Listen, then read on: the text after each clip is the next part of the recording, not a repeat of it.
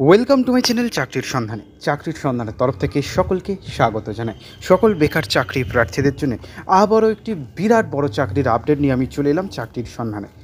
এই সপ্তাহের এবং এপ্রিল মাসের সবথেকে বড় চাকরির বিজ্ঞপ্তি প্রকাশিত হয়েছে। ভারতীয় রেলে প্রচুর শূন্যপদে টেকনিশিয়ান নিয়োগ করা হচ্ছে।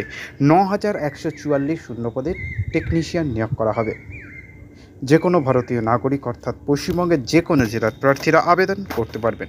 এই ভিডিওটিতেই ডিটেলসে সব কিছু বলে দেবো, কেউ কিন্তু স্কিপ করবেন না। ভিডিওটি ডিটেলসে দেখে নেওয়া যাক।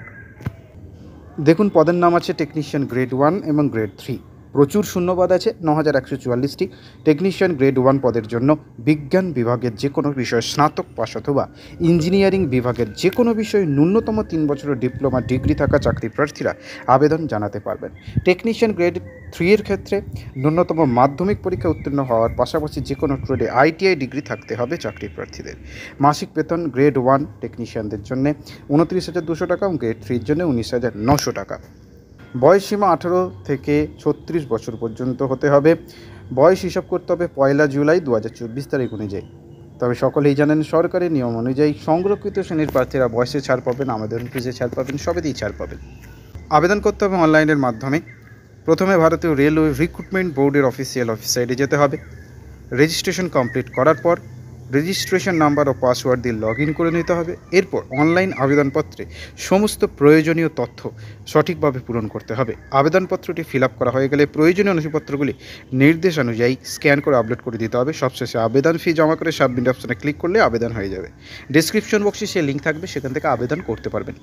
আবেদন ফি কী লাগছে সকলেই জানেন। সংরক্ষিত শ্রেণীর প্রার্থী, মহিলা এবং তৃতীয় লিঙ্গের প্রার্থীদের মাত্র 250 টাকা এবং বাকি অন্যান্যদের জন্যে 500 টাকা। পরীক্ষার সিলেবাস কী আছে? টেকনিশিয়ান গ্রেড 1 এবং গ্রেড 3 এর ক্ষেত্রে জেনারেল অ্যাওয়ারনেস 10টা কোয়েশ্চেন থাকবে, 10 মার্কসের থাকবে। জেনারেল ইন্টেলিজেন্স অ্যান্ড রিজনিং 15টা কোয়েশ্চেন থাকবে, 15 মার্কসের থাকবে। Basics of computers and applications 20টা কোয়েশ্চেন থাকবে, 20 মার্কসের থাকবে। ম্যাথমেটিক্স 20টা কোয়েশ্চেন থাকবে, 20 মার্কসের থাকবে। বেসিক সায়েন্স অ্যান্ড ইঞ্জিনিয়ারিং 35টা কোয়েশ্চেন থাকবে, 35 মার্কস থাকবে।